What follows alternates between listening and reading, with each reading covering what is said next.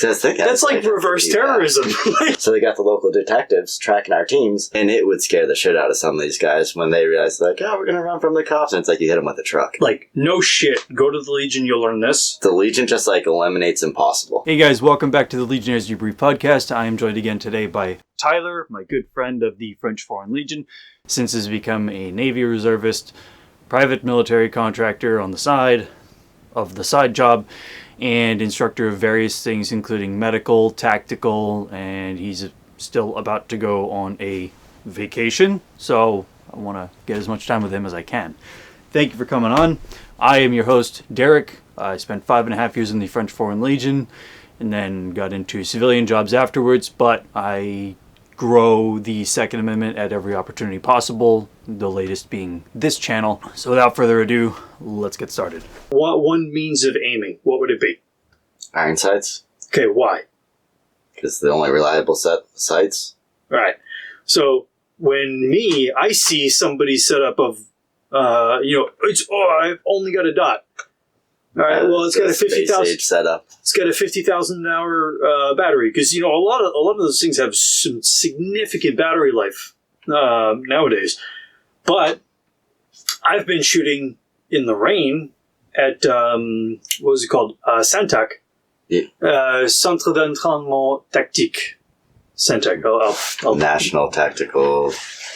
Centre d'entraînement national de tactique. Some shit. It's some sort of tactical school. During those exercises, you get a lot of distance with whatever you're shooting. You get a lot of distance, and you're subject to any kind of weather variables that come about. Anything. Yeah. All right? And I remember we went there once, and it was pouring rain. Pouring rain. We had EOTechs. Yeah. You couldn't see shit out of EOTechs. All the EOTechs came up. Iron sights. Everybody was running irons. Magnified optics are a little bit less susceptible because they'll get out of focus, but they do see through a lot of lens fog. Iron sights works every time. You can't shoot irons. I'm not going to say you can't shoot, because that might hurt some people's feelings. But no, you need to be able to shoot iron sights. If you're only going to have one system of aiming, then it needs to be iron sights. It's totally fine to shoot red dots. So we were talking about even, they started in basic for like the Marines and everything. They use the Trigicons. Yep. So they're not learning to shoot iron sights. So every Marine's a marksman, but they never use iron sights. Mm-hmm. And like some of the main things they're finding with even that is like it's military grade optic. This is like they make a certain version just for the military. Same one you can buy in civilian world, but they're expensive as shit. Problem is you whack them off of something and they're out of sight. So you're back they there. lose zero. Yeah. So which happens. Like if it fucking smacks a rock, it's not the same thing as like, oh look, I bumped it on the side of my house. No, it's like how much those doors weigh. You shut it in a door or something when you're bringing your gun in or something, which is very often going to happen somewhere. You're talking about like armored vehicles? Yeah. Yeah. And they're using those heavy fucking doors, buddy. Don't get your fingers in them. And they're skipping iron sights to go right to the optics, and they're like, nobody can shoot right. And then like when these go wrong, it's like now these people don't even have like a functioning weapon. Mm. It's like, if you would have thought about it and had iron sights on there. So funny. Did you see that Air Force recruiting poster that had like a guy holding a rifle that had no iron sights, optic, anything? Oh.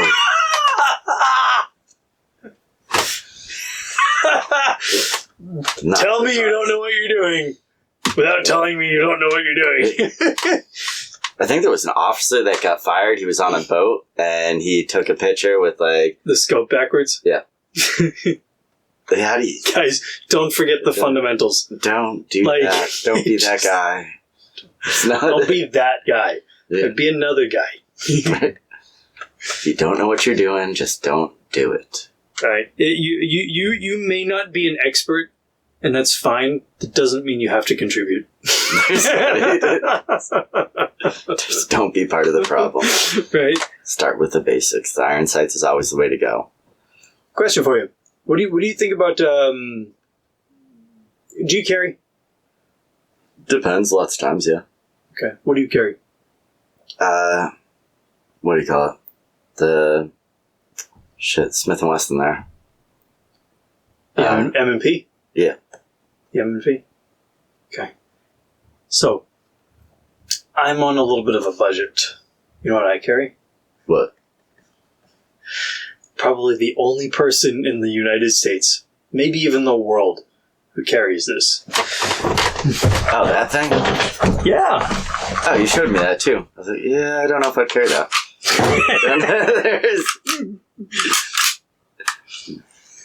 The CZ52. It's pretty cool. I mean, I'm not against it. It's a 7.62 by 25. Yeah.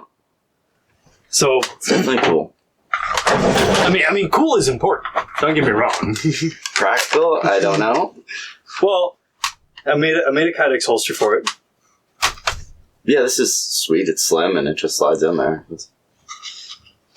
And I mean, fits in. It's actually pretty thin. It's not that like bulky. It's just large. Like I got the shield and it's like a tighter, skinny version, short, and like you can literally put it in your pocket, and it's like that's a.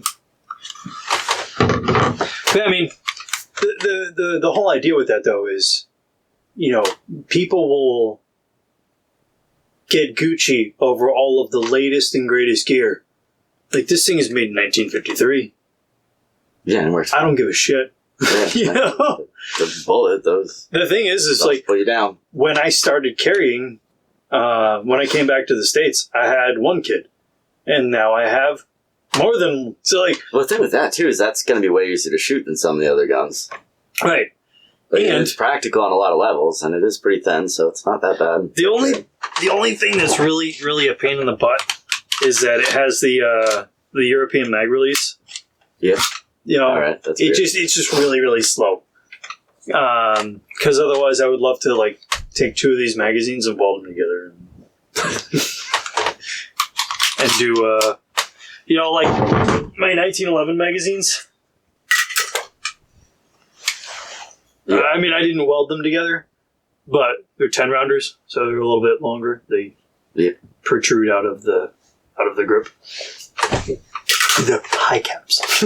High capacity 10 round magazines. Well, that's the other thing. I'm in Massachusetts. Even if I wanted to carry a Glock, I'm like, well, that's 16 rounds. Can't do it in Massachusetts. So you might as well. Might as well just have a smaller gun with you all the time. Yeah. Or have a bigger caliber that doesn't fit into.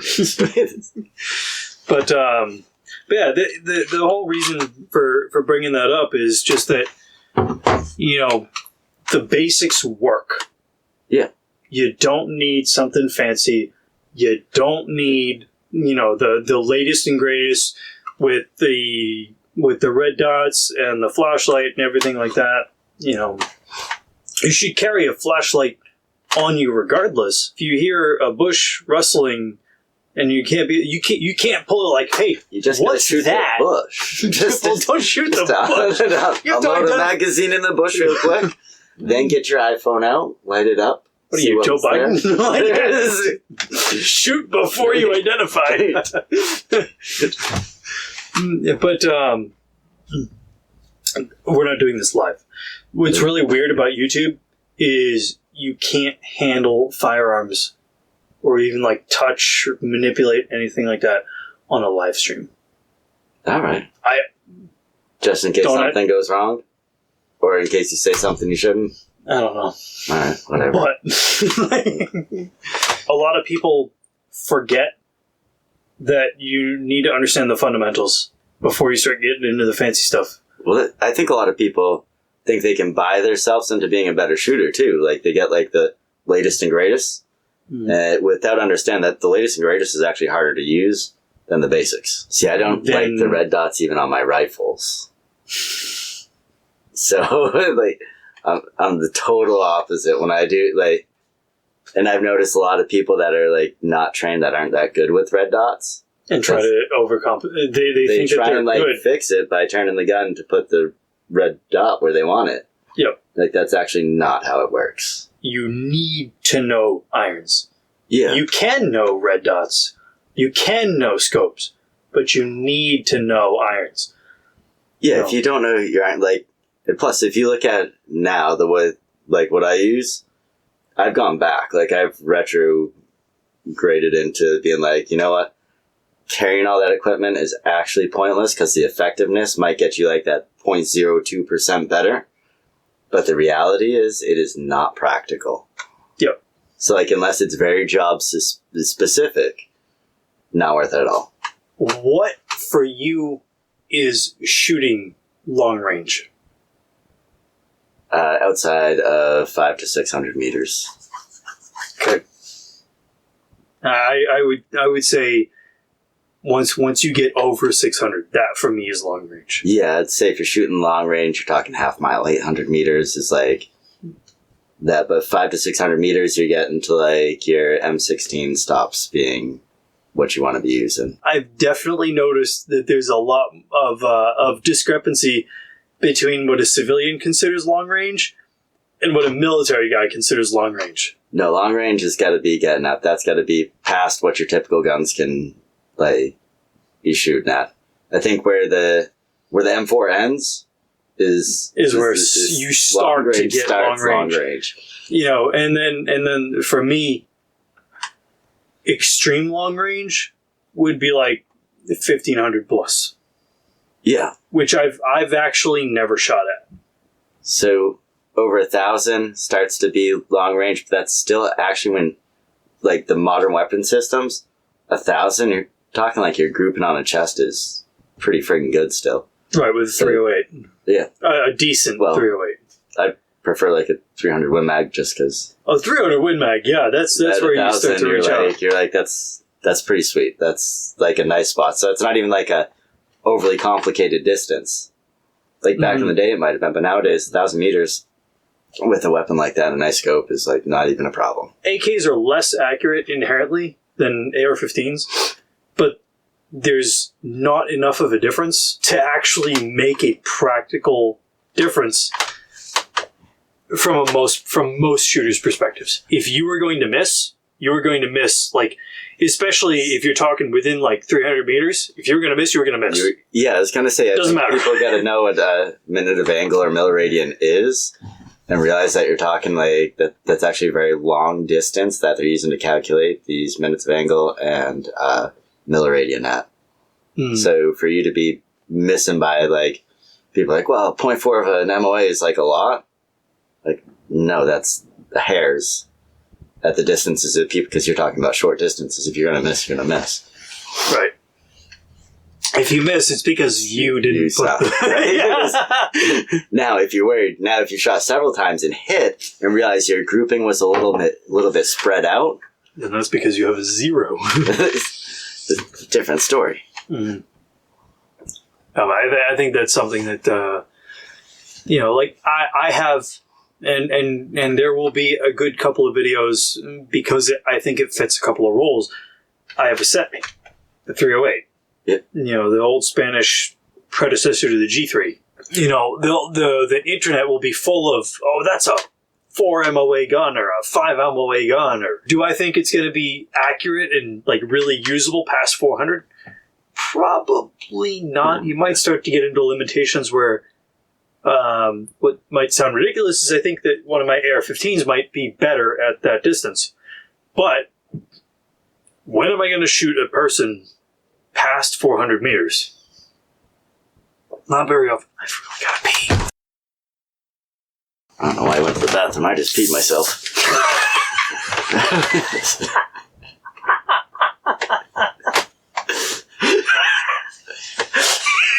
Real men. Shut down the fan. Real I thought we were talking about snipers. I just pissed where I'm at.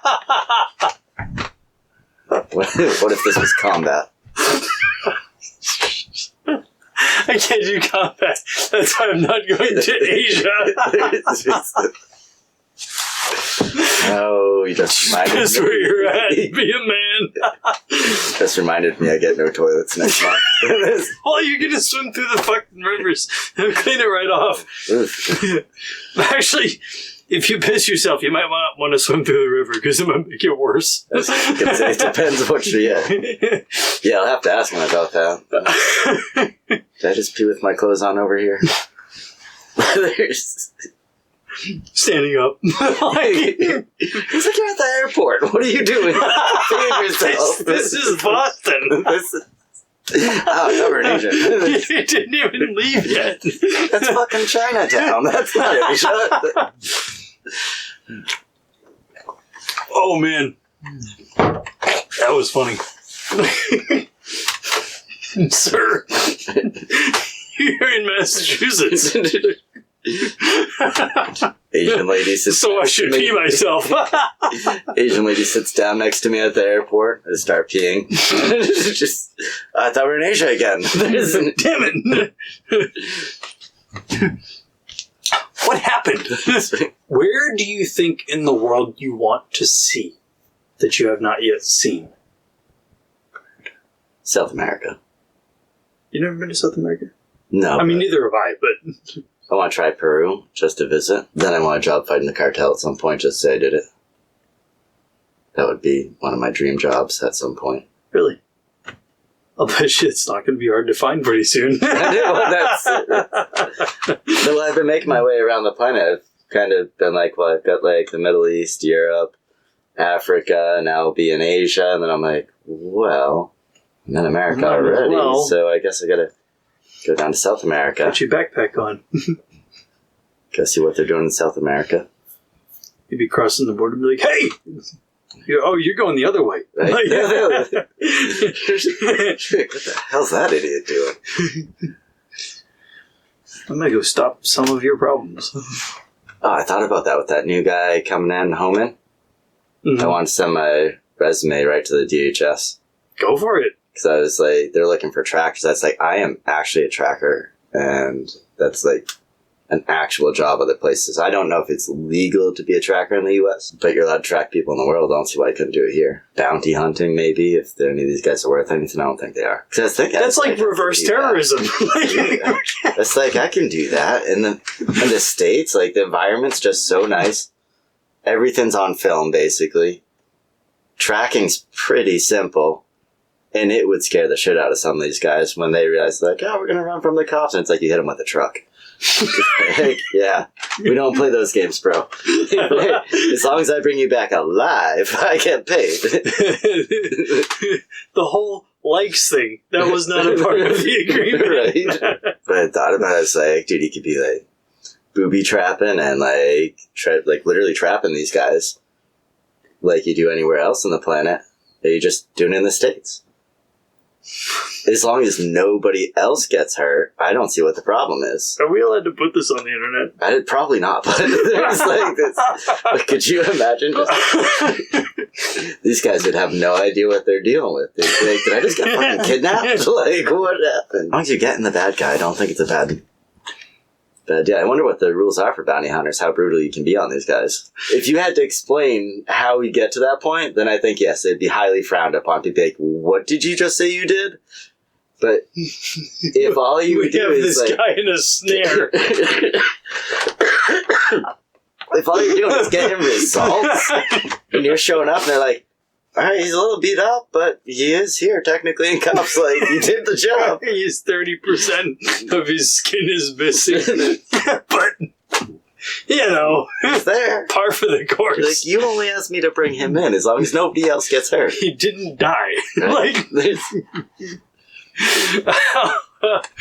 when I went to Africa, after the Navy shut me down on one of the projects I wanted to do, like, actively in the Navy, that was like the straw that broke the camel's back. I was like, fuck it. I'm in a plane ticket to Africa. I think everybody else is asking, like, oh, what are you going to do there? I'm like, well, it's not going to be good. I can tell you that much. No basis. I'm going to completely wing it. And then it worked. That was like, all right, I did not know this world existed. Well, that was it. I do wish you luck. I mean, I think you're going to do fine. You can have fun, and then you can talk about it when you get back. Interesting. So, well, that's what I talked about it once it's done. Just in case something goes seriously wrong, don't want to say too much up front, right? Right. You'll be doing some kind of a Tet-style offensive. There will be something going on. Early January. Oh, man. And it's just you going? Yeah. Are you going to meet up with people? One guy. We're going to go out there. We'll have Party. a good time. It will be interesting. What did he say to me when I'm talking to him? He's like, all right, so I told him you were coming. They asked who you were. I told them you were Tyler. They said, that's good. I was like, they don't want to know like who you're actually bringing in. They're like, all right, that's good enough for them. But I think this one will probably be like a resume maker. If I can put it on my resume at first, people be like, the fuck did you just say you were at? Like, why were you there? What's the other Legionnaire? In Guinea? You know about that story? Which one? The one that went to officer school and ended up going back to his home country? No, I don't. Headed off the Special Forces unit and is currently the president after throwing a coup in Guinea. Really? Yeah, I got a bunch of messages years back. Not that many years back. I think it's like 21 or 22. Hey, look what so-and-so did. I was like, I know that face from somewhere. What's this about? President. Like, what? What would you say that the Legion teaches you better than any other military? If there was a single aspect of, like, no shit, go to the Legion, you'll learn this. So I think it really depends on the person, on what they take from it. But the Legion just, like, eliminates impossible. That's really well spoken. Because it's like, that's... Really well spoken. Yeah, you're not getting super cool guy Navy SEAL training while you're there. But you might be asked to do the same thing as the Navy SEALs without anything. We got Cronenberg. So what do you do as far as medical training goes? So some of the basics that we do are like the stop the bleed CPR training, all your basic like certificates for anybody that needs like obviously the certs to get the jobs and stuff. Mm-hmm. But the reality behind it is that stuff just never actually holds up if you were to try and actually use your training. Most people don't learn from seeing like a PowerPoint or anything. No, you need a practical training. You need hands-on. So that's where most of our stuff comes in, is our scenario-based trainings. So we have like movie theater wounds and stuff and like squirting blood. And we're able to like reenact an actual scenario. Mm-hmm. So that whenever you come from going through all your classes and stuff and you think like, oh, good, I kind of know what I'm doing, I can go out and do it. We just burst your bubble. Mm-hmm. You walk in on a situation, it's like blood squirting out of spot. Somebody's got like a sucking chest wound or something, or like blood squirting from somebody's throat, just something you just throw you totally off and make you rethink everything you've been doing for training. But it makes it effective. Yes, like very extremely effective. But yeah, so basically once you've immersed somebody into the situation, it's like all systems fail.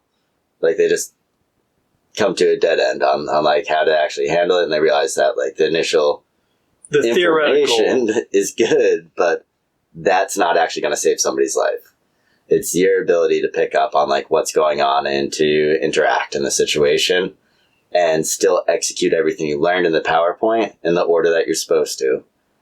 And we just make it as realistic as possible and immersive as possible. I've seen some of the pictures that you've sent me before, and it looks like you guys do a really bang up job as far as that goes. But that comes from working with people that literally love this stuff. Mm-hmm. So I got involved with some of these guys. I was doing some tactical training in Africa, and I was doing scenario-based stuff right on the shooting range, or we'd run out into the woods and enact like gunshot approach or like ambushes and stuff.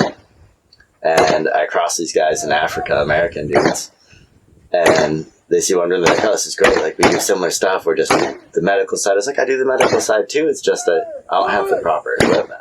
Mm-hmm. Like, I can't get as immersive in it. This guy's like, check this out. pulls out. I'm like, oh my god, it's like disgusting. It's like body parts. But actually, why do you have body parts? Like, I can't bring this back to America. But that's where it started. Is we just started working together on some of these things, and these guys like no, we just realized like how important it was to immerse in it, and they were just like super into it.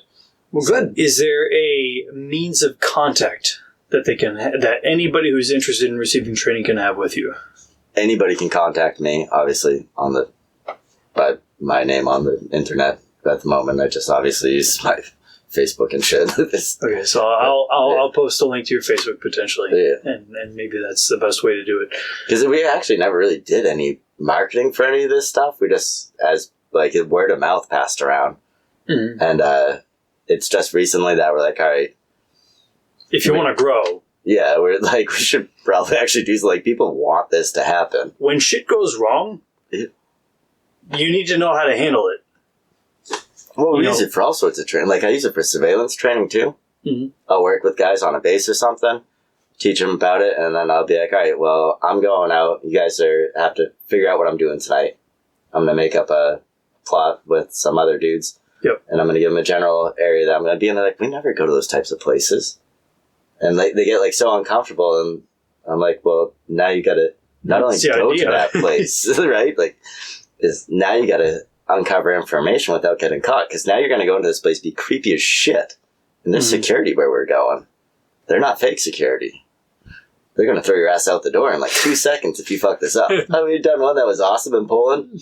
We were a few separate teams, and we were going into their major mall in one of their towns. I'm not going to say where or who the actual security company in the building is, but it's a big ass mall.